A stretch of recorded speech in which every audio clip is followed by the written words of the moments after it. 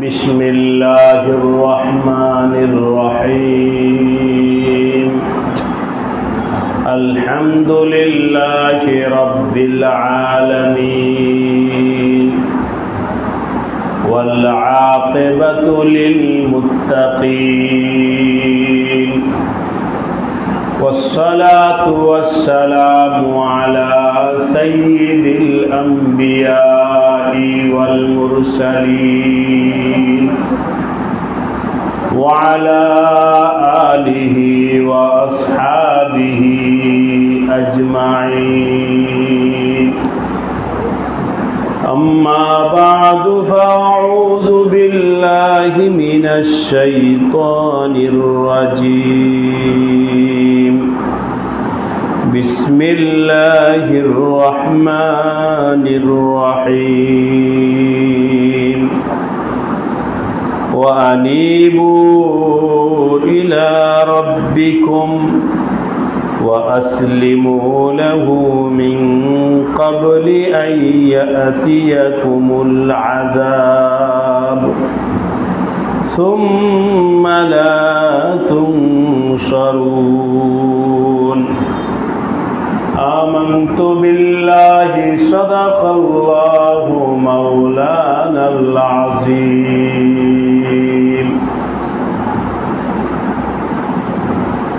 ঢাকা উত্তরখান জামিয়া ইসলামিয়া খায়রুল উলুম মাদ্রাসার মাসিক ইসলাহি মজলিসে ইফতেতাহি মজলিসে আল্লাহ পাক আমাদের সবাইকে হাজির হওয়ার তৌফিক দান করেছে। সকলে শুকরিয়া আদায় করে বলি আলহামদুলিল্লাহ। এই মজলিসে হাজির আছেন হযরত উলামায়ে কেরাম, মুরব্বিয়ানে কেরাম, যুবক ভাইরা ও আজিজ তালাক। আমি আপনাদের সামনে পবিত্র কোরআনে কারিমের সূরাতুজ জুমার এর 54 নম্বর আয়াত তেলাওয়াত করেছি। আল্লাহ তাআলা পবিত্র কোরআনে কারিমে তার প্রিয়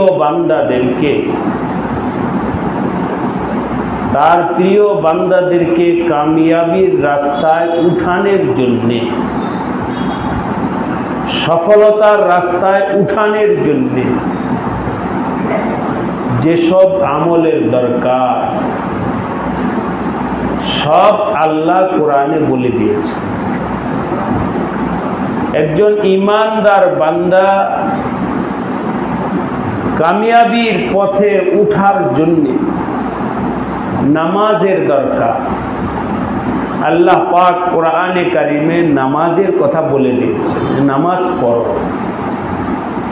একজন মুমিন বান্দা জান্নাতের পথে উঠার জন্য যাকাত দেওয়ার দরকার। আল্লাহ পাক যাকাত এর নির্দেশ দিয়েছেন যে তোমরা হিসাব করে যাকাত দাও। হজ দরকার, হজের নির্দেশ দিয়েছে। রোজার দরকার, আল্লাহ পাক রোজার নির্দেশ দিয়েছে। এইভাবে পবিত্র কোরআনে কারিমে যদি আমরা পুরাটা মোতালা করি, পড়ি, বিশেষ করে উলামায়ে কেরাম যদি চিন্তা ফিকির করেন, তাহলে আমাদের এই জায়গাটা বের করা যেতে পারে যে আল্লাহ পাক পবিত্র কোরআনে কারিমে কোন কোন আমলের নির্দেশ দিয়েছে। এগুলো বের করে চিন্তা ফিকির করার দরকার। আমাদের মুরব্বী হযরতুল আল্লামা হযরত মুফতি শফি সাহেব রহমাতুল্লাহ আলাইহি পবিত্র কোরআনে কারিমে কয় জায়গায় আল্লাহ পাক ইয়া আইয়ুহাল্লাযীনা আমানু বলেছে। ইয়া আইয়ুহাল্লাযীনা আমানু বলে বান্দাদেরকে সম্বোধন করছেন কয় জায়গায়? এই সম্পর্কে উনি মুস্তাকিল কিতাব লিখেছেন। এটার বাংলাও হয়েছে। বাংলার নাম কি জানি? হে মুমিন শোনো, হে মুমিন শোনো। এই আহ্বানটা আল্লাহর পক্ষ থেকে, ইয়া আইয়ুহাল্লাযীনা আমানু, হে মুমিন তুমি শোনো, আমার কথা শোনো। এভাবেই বলছি। গতকাল প্রোগ্রাম ছিল নারায়ণগঞ্জ বন্দরে এক মসজিদ।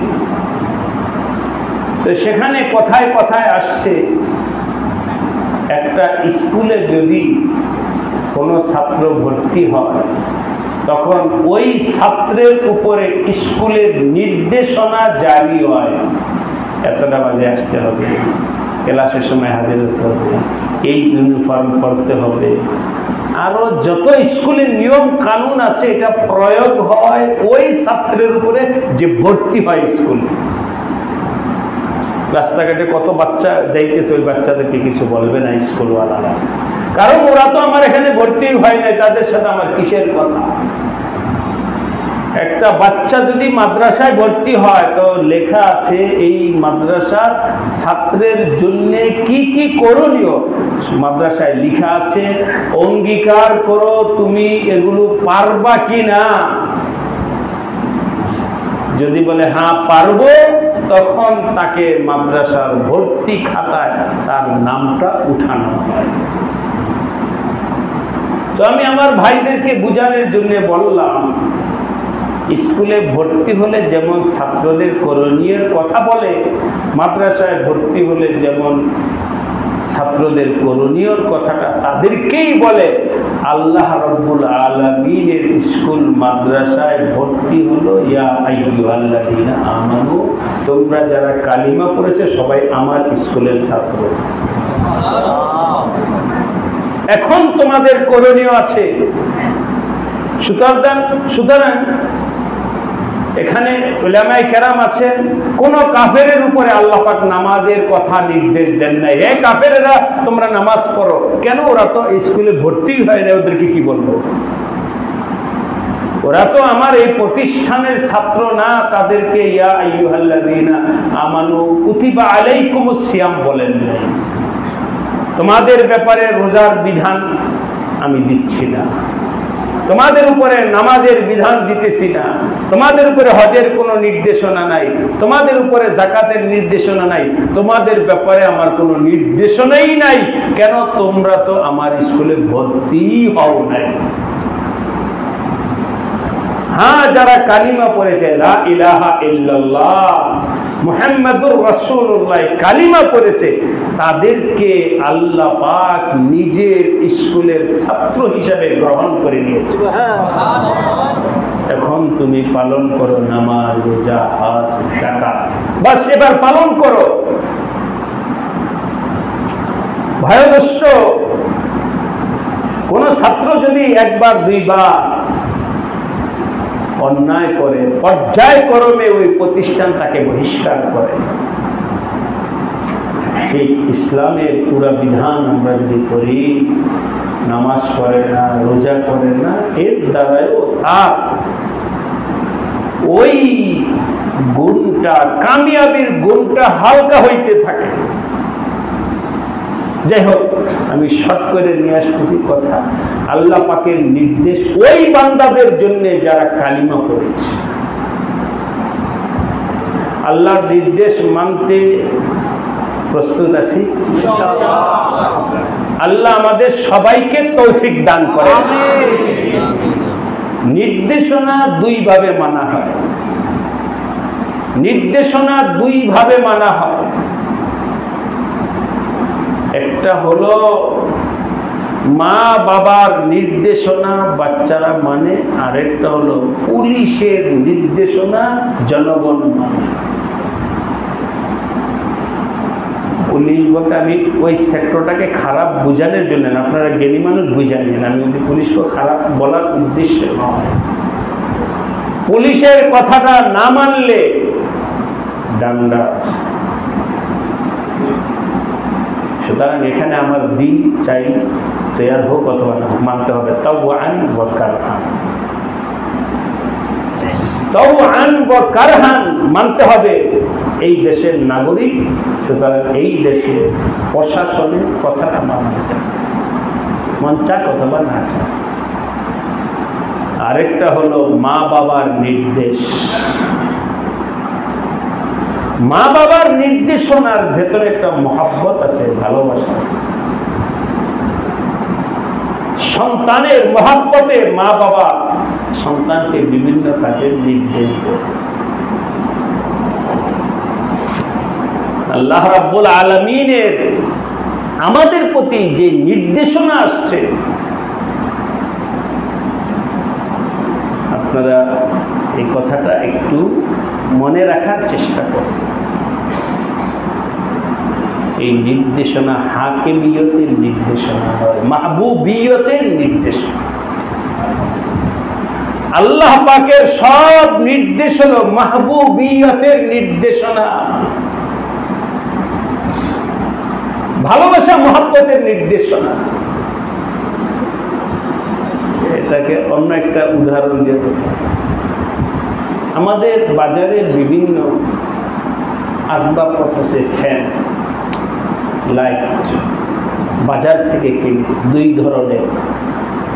এক ধরনের ফ্যান লাইট কিনছেন, আপনার সাথে বিক্রেতার সাথে কোনো লেনদেন নাই, টাকা দিচ্ছেন, ফ্যান নিয়ে আসেন, এখন তোমার ফ্যান চলুক অথবা না চলুক তুমি দেখে নিছো, আমার কোনো দায় দায়িত্বতা নাই। আরেকটা কোম্পানির ফ্যান হলো এরকম, 1 বছরের গ্যারান্টি আছে।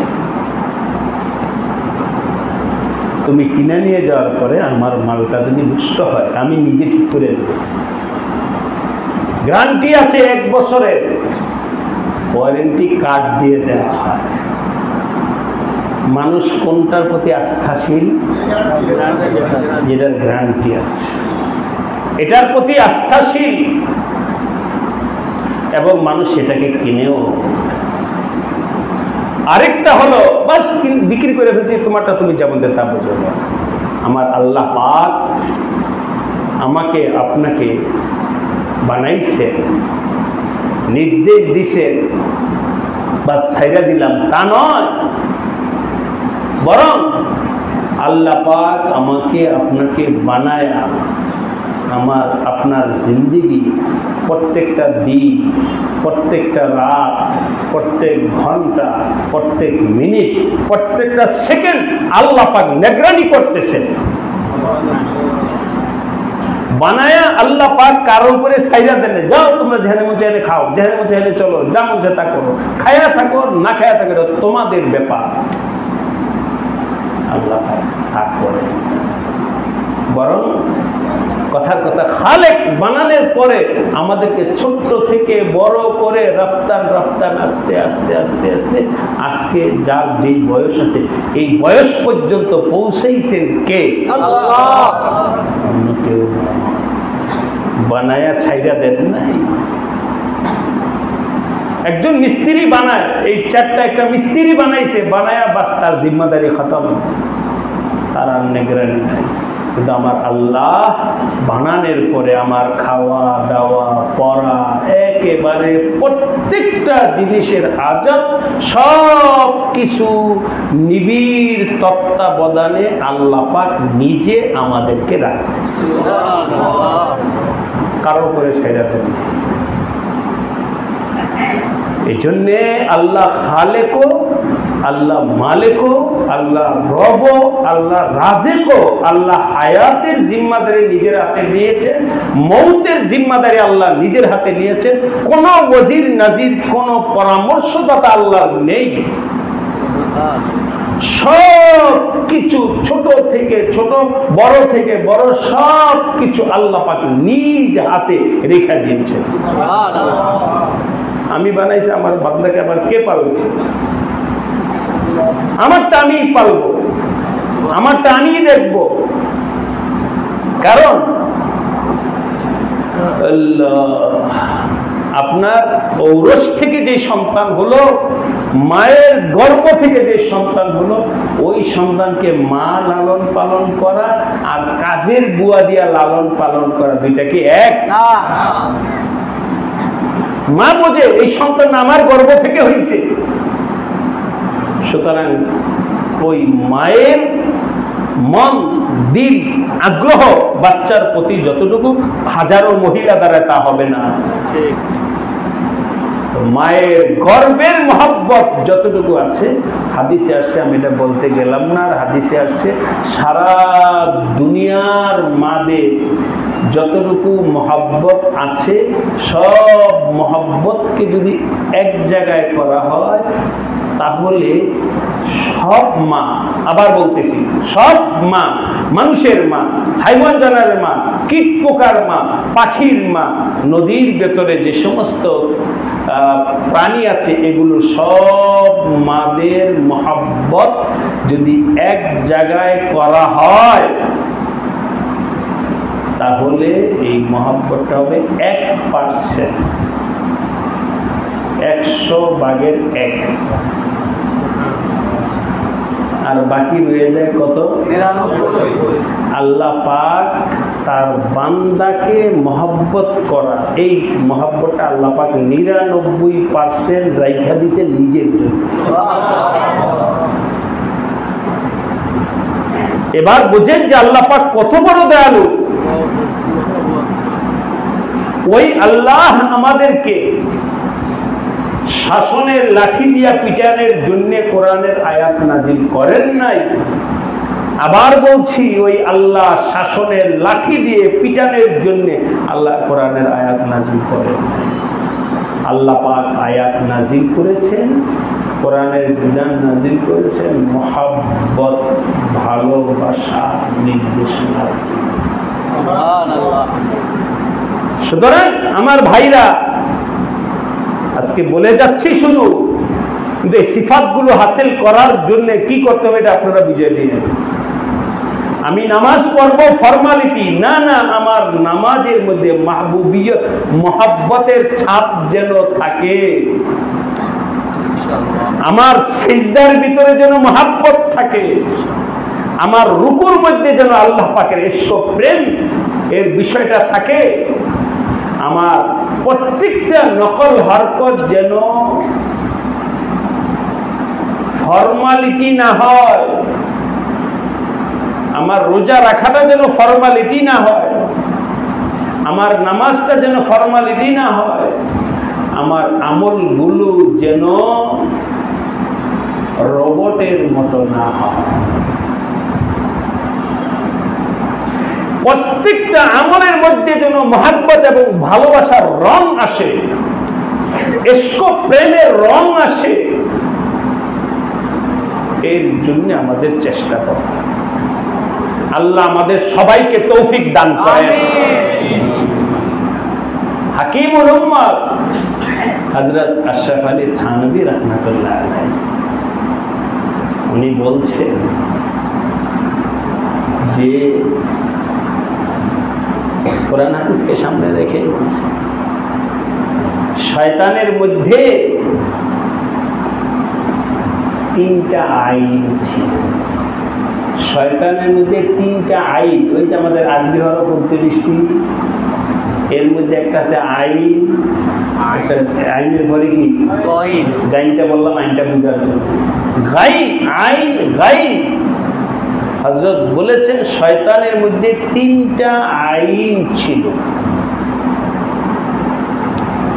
এক আইন ছিল, শয়তান আবেদ ছিল। আবেদ, আবেদ লিখতে আরবিতে প্রথম শব্দটা হলো আইন। আবেদ মানে ইবাদত গুজার, ইবাদত করনে वाला। শয়তান অনেক ইবাদত করছে, তো শয়তান আবেদ ছিল, তার মধ্যে আবেদের আইন ছিল। শয়তান আরেফ ছিল, আরেফ, আরিফ লিখতেও আইন। শয়তান আরেফ ছিল, এটার সাথে মিলাদি অন্য একটা শব্দ আরেফ মানে জাননেওয়ালা। আল্লাহ সম্পর্কে তার অনেক জানাশোনা ছিল, কেমন জানা ছিল দেখে আসছে থানভীর রহমতুল্লাহ আলাইহি তাফসীর। আল্লাহু আকবার।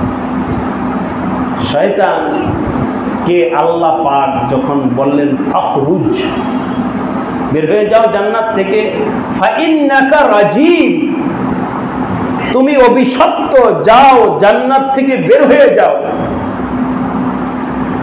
এটা বোঝানোর জন্য উলামায়ে কেরাম তো মুহাওয়ারা মানে ইস্তিলাহগুলো বুঝবে। আমাদের একটা আকীদা, এটা আপনারা বোঝার জন্য একটু খুলে বলতেছি, নতুবা ইঙ্গিতে বললে আলেমরা বুঝতেন, উলামায়ে কেরাম। আমরা যদি কোনো কারণে আমার মেজাজটা খারাপ হয়ে যায়, তখন মানুষের স্বাভাবিক আদল ইনসাফ স্বাভাবিকত্ব থাকে না। কথার কথা, আপনার অফিসে আজকে 19-20 কিছু হয়েছে, অফিসারের সাথে অফিসার কিছু বলছে, যার কারণে আপনার মনের মধ্যে একটা মানসিক অশান্তি আছে। বাসায় আসার পরে স্ত্রী বললেন আজকে কিছু বলবা না, মন মেজাজ ভালো না, বলে কিনা? মানুষ প্রভাবে, অবস্থার প্রভাবে প্রভাবিত হয়। যখন তার ভিতরে গুসা কাজ করে, তখন তার ভিতরে আদল ইনসাফ থাকে না। কার ভিতরে? মানুষের ভিতরে। তার ওই সময় জ্ঞানটা স্বাভাবিক কাজ করে না। আমাদের আকীদা হলো আল্লাহ পাকের মধ্যে ইনফিআল নাই, মানে আল্লাহ পাক এরকম হয় না যে কারো উপরে রাগ কইরা ইনসাফের অবস্থা থেকে আল্লাহ নিচে নেমে আসে। এটা কার থেকে হয় না? আল্লাহর থেকে। কার থেকে হয়? মানুষের থেকে। মানুষ থেকে হয়। এই আল্লাহ সম্পর্কে এরকম গভীর কথাটা শয়তান জানে, যার কারণে আল্লাহ বলছে এই বের হও, বলে আল্লাহ আমি বের হব, কিন্তু আমার একটা দরখাস্ত জানে। এই অবস্থায়ও আল্লাহর কাছে দরখাস্ত করলে চাইলে আল্লাহ দিবেন। এই এলেমটা কার ছিল? যার কারণে বলছে যে আল্লাহ আমাকে একটা সুযোগ দেন, আমি যেন বনি আদমের রগের ভিতরে ঢুকতে পারি, এই সুযোগটা দেন আমাকে, এরপর আমি বের হইতেছি। ওই সময়ও সে আল্লাহর কাছে চাইছে। ও জানে যে আল্লাহ পাক চাইলে এই সময় দেন। আল্লাহ সম্পর্কে কার জানা ছিল? আরিফ বিল্লাহ, আবেদ ছিল, আরিফ ছিল। আল্লাহ আরেকটা হলো আলেম ছিল। আলেম লিখতেও আইন, আলেম ছিল। কেন? তালিবাইলের রহমান বলছে শোনো, কোরআনে কারীম নাজিল হওয়ার পরে কোরআন ওয়ালাদেরকে কিভাবে ধোঁকা দিতে হবে এটা জানা আছে কার? তওরাত ওয়ালাদেরকে কিভাবে ধোঁকা দিতে হবে এটার ইলম ছিল কার? শয়তানের আসমানি সব কিতাবের ইলম ছিল। তওরাত ওয়ালার জন্য ওই শয়তান, জাবুর ওয়ালার জন্য ওই শয়তান, ইনজিল ওয়ালার জন্য ওই শয়তান, কোরআন ওয়ালার জন্য ওই শয়তান। তার তো সব কিতাবের আসমানি কিতাবের ইলম ছিল।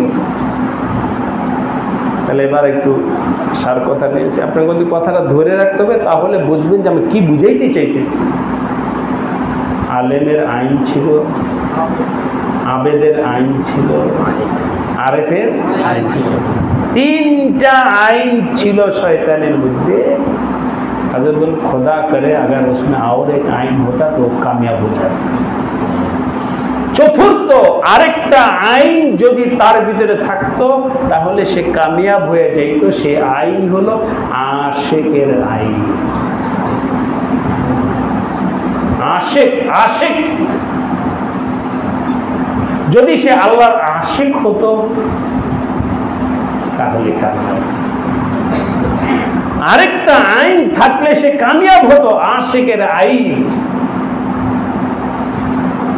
প্রেম ভালোবাসা, ইশক, প্রেম ভালোবাসা, মোহাব্বতের গুণটা যদি তার ভিতরে থাকতো সে কামিয়াব হতো।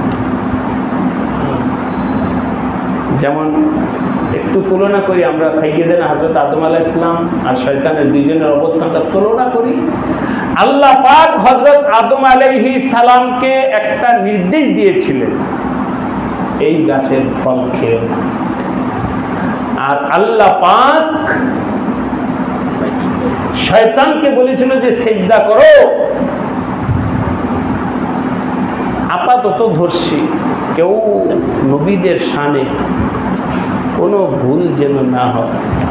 আজকে এখানে আসার আগে আমাদের কোথায় আব্দুল্লাহ মামুন সাহেবের মাদ্রাসায় গেছি, দোয়া করতে থাকে, বাচ্চা একটা গজল বললো। তা আমি মুস্তফা সৌদি বললাম গজলটা লিখে নন, আমার কাছে গজলটার কেমন জানি একটা গন্ধ আসতেছে, আদম আলাইহিস সালামের শানের খেলাফ কিছু বললো কিনা। বাচ্চা বলছে তো মাইকটা ভালো করে বুঝি নাই, এটা একটু লিখে দিন তো আমাকে। যদি এটার মধ্যে নবীর শানের খেলাফ কিছু হয় তাহলে এটা একেবারে ব্যান করে দেবেন। ফলাবান না বুঝে বলে আমি বুঝি না, এই জন্য মন্তব্য করি না। কোন নবীর শানে, কোন নবীর ব্যাপারে কোন ধরনের আদবের পরিপন্থী কোন কথা বলার অধিকার আমাদের নাই। যদি বলি ঈমান নষ্ট, বললে কি ঈমান নষ্ট। নবীদের ব্যাপারে কথা বলা, সাহাবীদের ব্যাপারে কথা বলার আগে 10 বার ইস্তেগফার পড়ে নিয়ে তাদের শানের পরিপন্থী আজমত, শ্রদ্ধা, ভক্তি মধ্যে যেন বিন্দু পরিমাণ কোনো ঘাটতি না আসে। আদম আপাতত এই জন্য বলছি, আল্লাহ আমাদেরকে মাফ করে, শুধু বুঝার জন্য বলছি, আদম আলাইহিস সালাম থেকেও লঙ্ঘন হয়ে গেছে আপাতত বললাম। কেন হয়েছে এটা নিয়ে আমাদের এখন আলোচনা নাই। আর শয়তান থেকেও লঙ্ঘন হয়েছে। দেখেন দুইজনের আল্লাহ পাক জিজ্ঞাসা করলেন কেন তুমি এই অন্যায়টা করলা শয়তানকে। আল্লাহ পাক জিজ্ঞাসা করলেন, সে আল্লাহর সাথে তর্কে জড়াইছে। কে? সমস্যা কি? আমি তো ঠিকই করছি। খালাকতানি মিন নারিন ওয়া খালাকতাহু মিন তিন। মানুষকে বানাইছেন মাটি দ্বারায়, আমাকে বানাইছেন আগুন দ্বারায়। আমার মর্যাদা বেশি, সুতরাং আমি কেন সিজদা করব? আলিয়াযুবিল্লাহ নাউযুবিল্লাহ মিন যালিক। আপনার এই নির্দেশটাই ভুল ছিল। এই তো তর্কের অর্থ। আর আদম আলাইহিস সালামকে যখন জিজ্ঞাসা করলেন, আদম আলাইহিস সালাম কোনো যুক্তি না, কোনো প্রমাণ না, কোনো কথা না, রব্বানা যালামনা আনফুসানা ওয়া ইল্লাম তাগফির লানা ওয়া তারহামনা লানাকুনান্না মিনাল খাসিরিন। কথায় কথায় আসলো ভাইরা আমার, আপনি যদি ঘরে গিয়ে আপনার স্ত্রীর সাথে আদালত কায়েম করেন, থাকবে এই সংসার? স্ত্রীর সাথে যদি আদালতের কথা বলেন, সংসার থাকবে না, বলে দিলাম। স্ত্রীর সাথে হবে মহাব্বতের সম্পর্ক, ওইখানে আদালতের সম্পর্ক থাকবে না। শয়তান আল্লাহর সাথে সম্পর্কটাকে দাঁড় করাইছে কিসে? আদালতে। আর সাইয়্যিদানা হযরত আদম আলাইহিস সালাম আল্লাহ পাকের সাথে সম্পর্ক করাইছেন উলফত, মহাব্বতে। আল্লাহ ভুলেছে, মাফ করে দেন। কেন করলা? কেন নাই? মালিকের সামনে আবার কেন? মালিকের কথা মানি না, এটাই তো আমার অন্যায়। তাহলে আদম আলাইহিস সালামের ভিতরে কি ছিল? ইশক। কি ছিল? ইশক। আশিক ছিলেন আদম আলাইহিস সালাম। এই জন্য কোন যুক্তি পেশ না করে ফৌরান আল্লাহ পাকের সামনে নিজের শিরকে অবনত করে দিয়া বলেছে রব্বানা যালামনা আনফুসানা। আর শয়তান আল্লাহ পাকের সামনে আদালত কায়েম করেছে। আল্লাহ বলছে, বাবা এখানে দেখেন, আপনারা কোরআনের মধ্যে উলামায়ে কেরাম আছেন, জিজ্ঞাসা শয়তান যখন যুক্তি পেশ করেছে আল্লাহ পাকের সামনে, আল্লাহ কি তার যুক্তির পাল্টা জবাব দিছে? যাও বের হোক, কোনো কথাই নেই, তোমাকে আবার কি যুক্তি দেওয়া যাবো? বের হয়ে গেছে শয়তান। ওর ভিতরে ইশক ছিল না, আদম আলাইহিস সালাতু ওয়াস সালামের ভিতরে ইশক ছিল। কিন্তু এভাবেই আদম আলাইহিস সালামের পক্ষ যুক্তি ছিল। এই জন্যে হাদিসের কিতাবের মধ্যে আসছে, মুসা আলাইহিস সালাতু ওয়াস সালামের সাথে সাক্ষাৎ হয়েছে আদম আলাইহিস সালাতু ওয়াস সালামের। মুসা আলাইহিস সালাম জিজ্ঞাসা করলেন, বলেন তো আপনি কেন আল্লাহ পাকের এই নির্দেশটা লঙ্ঘন করলেন? তখন আদম আলাইহিস সালাম মুসা আলাইহিস সালামকে উত্তর দিয়ে বুঝাইছেন। ওনার সাথে কথা আছে। কার সাথে? মুসা আলাইহিস সালামের সাথে কথা বলেছেন, কিন্তু আল্লাহর সামনে কোনো কথা কেন? এখানে সম্পর্ক হলো আশিকানা, এখানে সম্পর্ক হলো আশিকানা। মজাক করে বলি, রাত্রে বাড়িতে গেছেন দেরি করে, আপনার আহলিয়া অভিমান করে গেছে, দেরি করে আসছে কেন? আপনি যদি বলেন আমি দেরি করে আসছি, তাতে তোমার কি অসুবিধা? 10টা দলিল প্রমাণ পেশ করলেন, তার মনে আরো কষ্ট দেবে। তো মহব্বতের কারণে সে তোমাকে মহব্বত করে, এই জন্য না তোমার সাথে অভিমান করছে। তুমি এখানে কেন তর্ক জড়াইছো? যাই হোক, সব কথা সম্পর্কে আমরা বলি তো ভাই, আল্লাহর সাথে আমাদের সম্পর্ক কি হাকিমানা আদালতের না মহব্বতের? আজকে সবকটা নেই। আল্লাহ আমাদের সবাইকে তৌফিক দান করেন। আল্লাহর সাথে আমাদের সম্পর্কটাকে মহব্বতের সম্পর্ক বানানোর চেষ্টা করি, সম্পর্ক বানানোর চেষ্টা ইনশাআল্লাহ। যদি এই জায়গায় আল্লাহ আমাদেরকে কামিয়াব করে দেন, তাহলে আমাদের বেড়া পায়।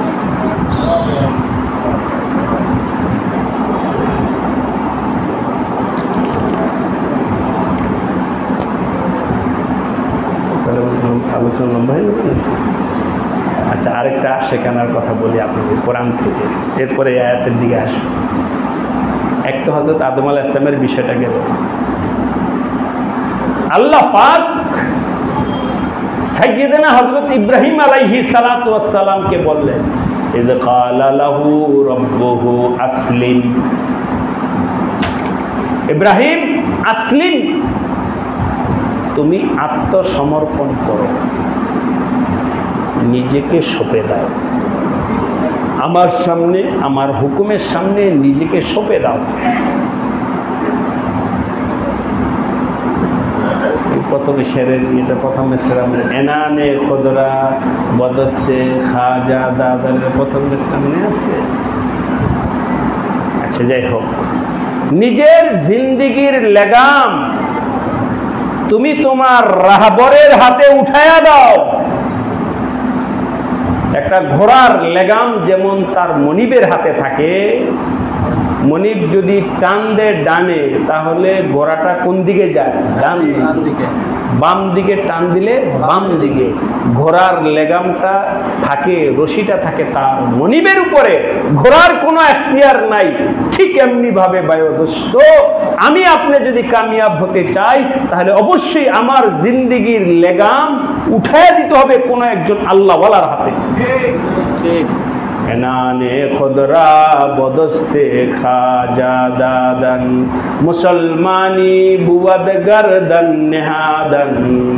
মুসলমানি হলো নিজের গর্দানকে ঝুঁকায়া দাও, মুসলমানি বুয়াদ গর্দন নেহাদান, এনানে খুদরা বদস্তে খাজা দাদান। তোমার কোনো এখতিয়ার নাই, ইচ্ছা নাই, অভিমত নাই, সব কিছু সঁপে দাও আল্লাহ পাকের জন্যে। আল্লাহ পাকের, এটার নাম হলো ইসলাম।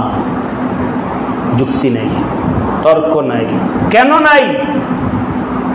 আল্লাহ পাক বললেন ইব্রাহিম আলাইহিস সালামকে, ইয ক্বালা লাহু রাব্বুহু আসলিম, ইব্রাহিম তুমি তোমাকে সঁপে দাও। ইব্রাহিম আলাইহিস সালাম তো বুঝছেন সঁপে দেওয়ার অর্থ কি। উনি বললেন আসলাম। ঠিক আছে, আল্লাহ আমি সঁপে দিলাম।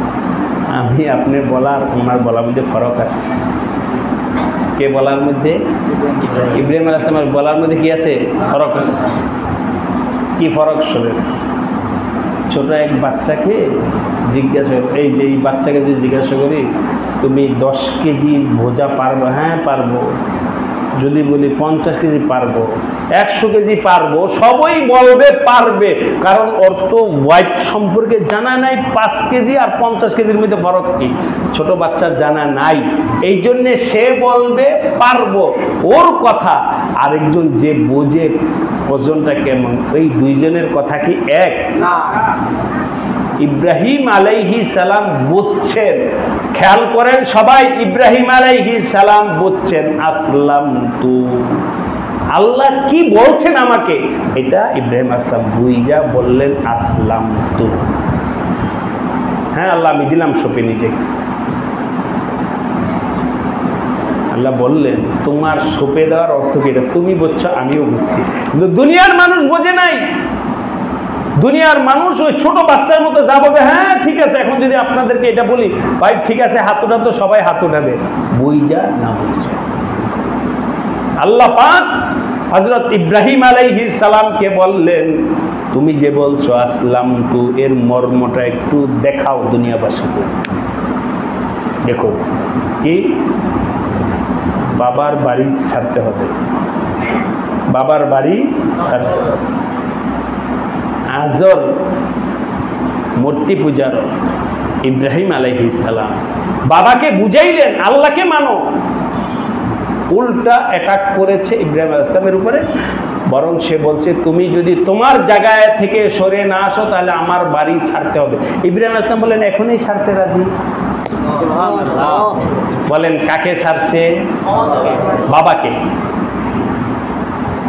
আচ্ছা, কিছুদিন পরে সার কথাটা, কিছুদিন পরে হলো সন্তান ইসমাইল। উপরে সম্পর্ক কিন্তু শেষ আল্লাহর জন্য। সন্তান ইসমাইল বলে যাও জঙ্গলে রেখে আসো। সংক্ষেপে বলতেছি আপনাদের, দেখি তোমার সন্তানের মহব্বত বেশি না আমার হুকুম বেশি, রেখে আসো। ইব্রাহিম ইসলাম রেখে আসছে। কিছুদিন পরে বলে সন্তানের গলায় ছুরি চালাও, দিলাম চালায়। বলেন কেন আছে? কেন? এই দুনিয়াওয়ালারা দেখো আসলাম তুর অর্থ কি? আল্লাহকে সঁপে দিছি, এর অর্থ কি দেখে নাও। বাবাকে ছাড়ো, সন্তানকে ছাড়ো, সন্তানের গলায় ছুরি চালাও, এমনকি নিজের অস্তিত্ব বিলীন করার জন্য আগুনে লাফ দাও। হ্যাঁ, সেটাও রাজি আছে। দুনিয়া দেখুক আসলাম তুর অর্থ কি, দুনিয়ার মানুষ বুঝুক যে আমি আমার জিন্দেগি সব কিছু সঁপে দিলাম কার কাছে? আল্লাহর কাছে। এই সঁপে দেওয়ার অর্থটা বুঝুক। আল্লাহ পাক সারা দুনিয়ার মানুষকে বুঝিয়ে দিলেন, দেখো ইব্রাহিম কিভাবে মানে, তার জিন্দেগি দেখো, আসলাম তু অর্থ দেখো। আল্লাহ আমাদের সবাইকে, আমরা তো পরিপূর্ণ হতে পারবো না, তো নবী ছিলেন, কিন্তু আল্লাহ পাক এগুলো বুঝা আমাদের মনটাকে কিছু তৈয়ার করার তৌফিক দান করেন। যে যেমন তার প্রশ্ন তেমন, যে যেমন তার পরীক্ষা তেমন, যে যেমন তার মূল্যায়নটা তেমন হবে। 1 ক্লাসের ছাত্রের প্রশ্ন আর 5ম শ্রেণীর ছাত্রের প্রশ্ন আর ইউনিভার্সিটির ছাত্রের প্রশ্ন এক হবে না। ঠিক আমার ভাইরা, যে কথা অনেক লম্বা হয়ে গেছে, আল্লাহ মাফ করেন, যে আমাদের পরীক্ষার ইব্রাহিম ইসলামের পরীক্ষা এক হবে না। আপনারা ভয় পায়েন না যে আসলাম তো বললে তো ছেলে ছেড়ে দিতে, আসলাম তো বললে তো বাবা মা ছাড়তে হবে। ইব্রাহিম ইসলামের মধ্যে আল্লাহ জানে যে ওদেরকে কি খামোখা প্রশ্ন করে। শোনো, তোমাদের মা বাবা ছাড়া লাগবে না, তোমাদের ছেলে মেয়ে ছাড়া লাগবে না, তোমাদের আগুনে ঝাঁপ দেওয়া লাগবে না। কমাসকম এটা করো যে হারাম থেকে বাঁচো। এতটুকু পারবো কিনা বলে? এতটুকু। আমি যে আয়াত করেছি, আয়াতের মধ্যে আল্লাহ পাক একটা অংশ বলে ফেলেছি, দ্বিতীয় অংশ আল্লাহ বলতেছেন আনিবু ইলা রাব্বিকুম। আপনার সাধারণ ভাইরা, শিক্ষিত যারা আছেন তারা আয়াতটা পড়বেন, বাংলা পড়বেন।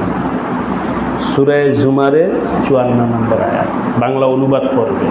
ওইরা নিজের মধ্যে অ্যাডজাস্ট করার চেষ্টা করবেন যে আমার আল্লাহ কি হুকুম দিলেন আর আমি সেই হুকুমটা কতটুকু পালন করতে পারছি, এটা নিজের সাথে যোগ বিয়োগ করে মিলানোর চেষ্টা করবেন। আল্লাহ আমাদের সবাইকে তৌফিক দান করেন। দেখেন, এই যেখানে আপনাকে বাংলা তর্জমাটা করে আপনি, তোমরা তোমাদের প্রতিপালকের অভিমুখী হয়ে যাও, তুমি তোমার প্রতিপালকের দিকে ঝুঁকে পড়ো, নিজের ভেতরে এনাবাত ইলাল্লাহর সিফাত পায়দা করো। হর দম তোমার মনটা যেন আল্লাহর দিকে ঝুঁকে থাকে। অফিসে যাও, খেতে যাও, রাস্তায় যাও, যেখানেই যাও, যা কিছু করো, হরদম মনের মায়লান, আগ্রহ, ঝুঁকাটা কার দিকে থাকবে? আনিবু ইলা রাব্বিকুম। উলামায়ে কেরামের সামনে পেশ করতেছি ইস্তেলাহটা, এনাবাত ইলাল্লাহর সিফাত পয়দা করো। নিজের ভেতরে এনাবাত ইলাল্লাহর সিফাত পয়দা করো এবং তার সমীপে আনুগত্য প্রকাশ করো। ওয়া আসলিমু লাহু। তোমাদের নিকট শাস্তি আসার আগে, যার পর আর তোমাদের সাহায্য করা হবে না, যখন শাস্তি আসবে তখন আর এই সিফাতগুলো অর্জন করার সুযোগ পাইবা না। আযাব আসার আগেই নিজের ভিতরে তাসলিম এবং এনাবাতের সিফাত পয়দা করো। নিজের ভেতরে তাসলিম এবং এনাবাতের সিফাত পয়দা করো। আল্লাহর দিকে ঝুঁকে যাও, আল্লাহর সামনে নিজেকে সঁপে দাও। কেন নাই, যুক্তি নাই, কিছু নাই। পারবো ভাই? আল্লাহ আমাদের সবাইকে তৌফিক দান করেন। দুইটা কথা বলেছি, আমাদের প্রত্যেকটা নকল হরকত আমরা আল্লাহর হুকুম যা পালন করব এটাকে মহব্বতের সাথে পালন করার চেষ্টা করব। আর দ্বিতীয় হলো, সব ক্ষেত্রে আমাদের মনের মায়লান, ঝুঁকটা যেন আল্লাহর দিকে থাকে, অন্য কারো দিকে যেন আমার মনের আকর্ষণ, ঝুঁক না থাকে। আল্লাহ আমাদের সবাইকে তৌফিক দান করেন। ছোট্ট একটা ওয়াকিয়া শুনে দিয়েছে আপনাদের। যাদেরকে আল্লাহ পাক এই সিফাত দিচ্ছেন, এনাবাত ইলাল্লাহর সিফাত দিচ্ছেন, নবীদের মতো তো হতে পারবো না। আমাদের কাছাকাছি আমাদের বুজুর্গারে দিন আল্লাহওয়ালা যারা আছে, তারা দেখি কেমন ছিল। একটা পরিভাষা আছে তাহদিসে নেয়ামত, মানে মানুষ নিজের সম্পর্কে বলা। একটু খেয়াল করেন, আমি বানান লম্বা করবো না, শেষের দিকে যাব। নিজের সম্পর্কে বলাটা দুই মানসিকতার কারণে বলতে। এক হলো নিজের অহংকার, দাম্ভিকতা, নিজের বড়ত্ব প্রকাশ করার জন্য বলা, আমি এই সেই, টাকা আমার বাড়ি আছে, অমুক আছে, তমুক আছে, আমি হজরত, মাওলানা, মুফতি, অমুক তমুক। এগুলো হলো নিজেকে মানুষের সামনে প্রকাশ করা, নিজের বড়ত্বটাকে বুঝানোর জন্য নিজেকে ফুটানো, ফখর, অহংকারের জন্য বলা। এ হলো একটা মানসিকতা। আরেকটা হলো আমি নিজে যে গুণগুলো বলতেছি, বলার উদ্দেশ্য হলো এই গুণগুলো, ভাই শোনো শোনো শোনো, আমার ভিতরে গুণ আছে, এটা একটাও আমার না, এটা আমার আল্লাহ আমাকে দয়া করে দিছে। তাহলে আপনাদের কাছে একটু প্রশ্ন করি, প্রথমটা ছিল নিজের প্রশংসা, দ্বিতীয়টা ছিল কার প্রশংসা? আল্লাহর প্রশংসা করার উদ্দেশ্যে যদি কোনো ব্যক্তি কিছু বলে, তাহলে সেটাকে বলে তাহদিসে নিয়ামত। ওয়া আম্মা বিনি'মাতি রাব্বিকা ফাহাদ্দিস। আরেকটা হলো নিজের অহংকার, দাম্ভিকতা, ফখর প্রকাশ করার জন্য বলা। যেহেতু আপনারা আশা করি কিছুটা বুঝছেন, এবার প্রশ্ন করি, কোনটা ভালো? কোনটা ভালো? দ্বিতীয়টা ভালো। কোনটা খারাপ? ইসলামের দৃষ্টিতে কি সমস্যা হয়েছে? আল্লাহ ইসলামের দৃষ্টিতে ফখর, বাহাদুরি, অহংকার, এটা আল্লাহর কাছে অপছন্দ। ইন্নাল্লাহা লা ইউহিব্বুল মুতাকাব্বিরিন। আল্লাহ পাক অহংকারী লোককে পছন্দ করে। শয়তান এক নম্বর অহংকারী ছিল, ফেরাউন অহংকারী ছিল। এই এরা অহংকারের কারণে আল্লাহকে কবুল মানেন নাই। আল্লাহ পাক অহংকারকে পছন্দ করেন না। হ্যাঁ, আল্লাহ পাক আল্লাহর প্রশংসাকে পছন্দ করেন। তাহলে আমার প্রতি আল্লাহর নিয়ামত, এটা যদি আমার নিজের বাহাদুরির জন্য বলি, তাহলে এই বলাটা আমার জাহান্নামে যাওয়ার কারণ হবে। আর আমার প্রতি আল্লাহর নিয়ামত যদি আমি বলি আল্লাহর প্রশংসা হিসেবে, তো এর দ্বারা ব্যক্তির মর্যাদা দিন দিন বাড়তে থাকে।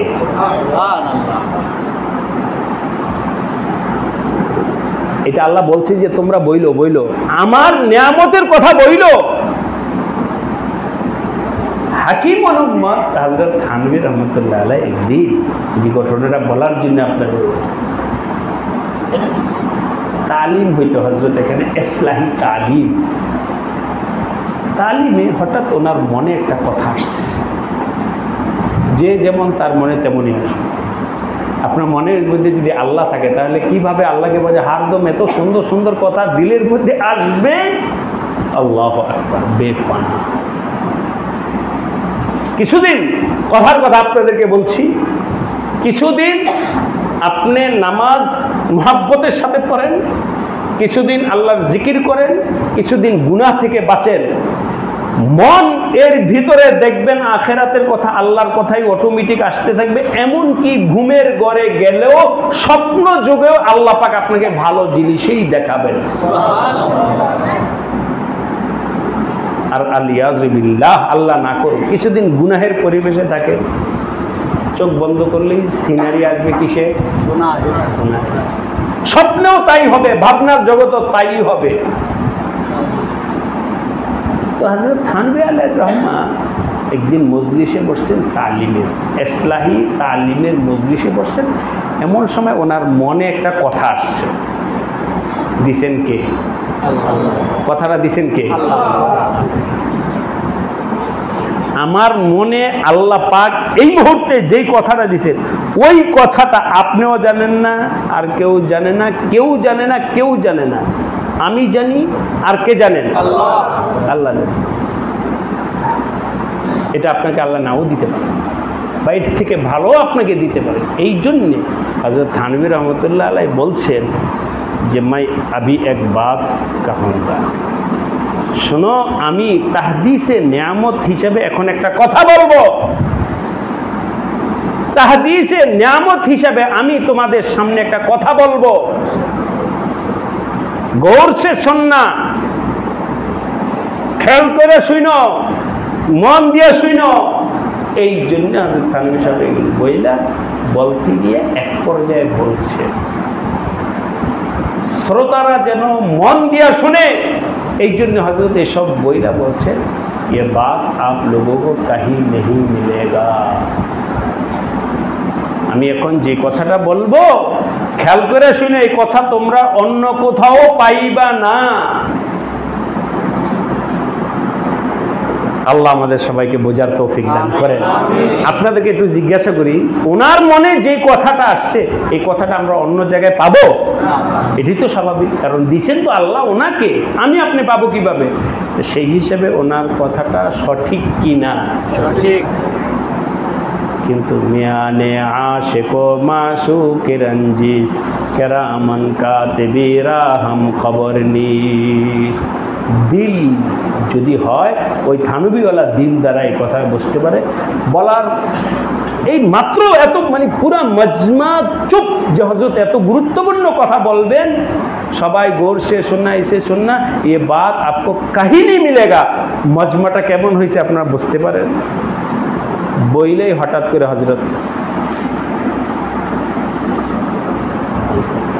মজলিসে আর কথা হবে না, মজলিস খতম, বলেন নাই, আর কোনো কথাই বলেন নাই। কেন? হযরত বললেন, अगरचे ये बात सही है, ये बात कहीं नहीं मिलेगा। যদিও আমি তাহদিসে নিয়ামতের জন্য বলতেছিলাম, কিন্তু এটা কেন বললাম, ये बात आपको कहीं नहीं मिलेगा। এই কথার মধ্যে তো আমার একটা ফখর প্রকাশ পাইছে।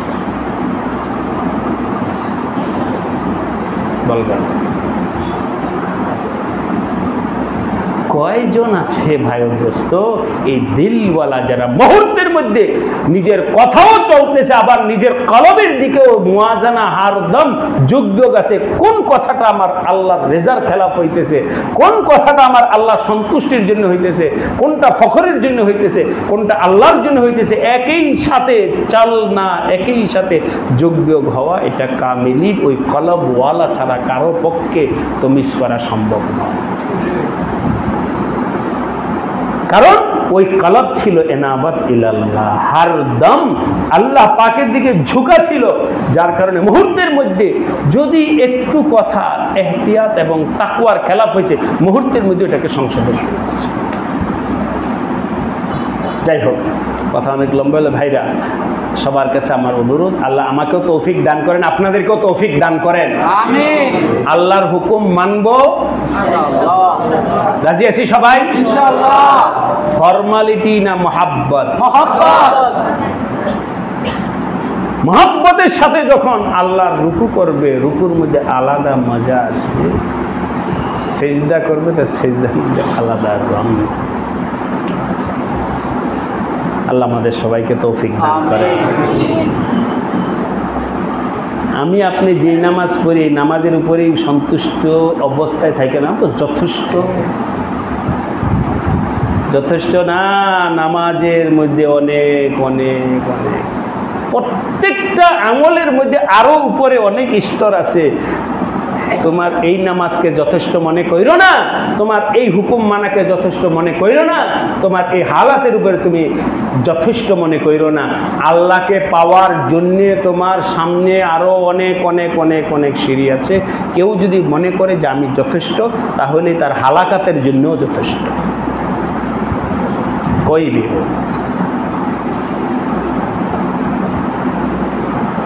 যেহেতু ইসলামী মজলিস, সেই জন্য অনাকাঙ্ক্ষিতভাবে কিছু কথা আসলে জানি না কথাগুলোর মহত্ব গুরুত্ব আপনারা কতটুকু বুঝতে পারছেন বা মজলিসে বলা ঠিক হয়েছে কিনা আল্লাহ মাফ করে দেন।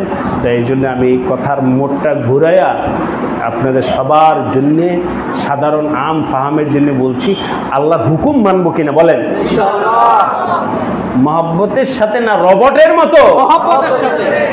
এখানে সবক নিয়ে যান, মহব্বত কিভাবে আসবে না আসবে এটা যদি পরবর্তীতে আপনারা ওলামায়ে কেরাম মহব্বত ওয়ালা লোক থেকে মহব্বত শিখার চেষ্টা করেন ইনশাআল্লাহ। আল্লাহ পাক আমাদের মজলিসকে কবুল করে। আর একটা ছোট ঘটনা আমি শেষ করে দিই, তাও আসলো না না 8:30 না, এরপর দোয়া হবে মজলিসে। এই কথাগুলো বাহিরে আপনি বললেন না, যেটা একটা পর্যায়ে আসতে মজলিসে, এই জন্য বলতেছি। এগুলো নিয়ে বাইরে বসলে আংশিক কথা কাটলে কথার মর্ম থাকে না। অনেক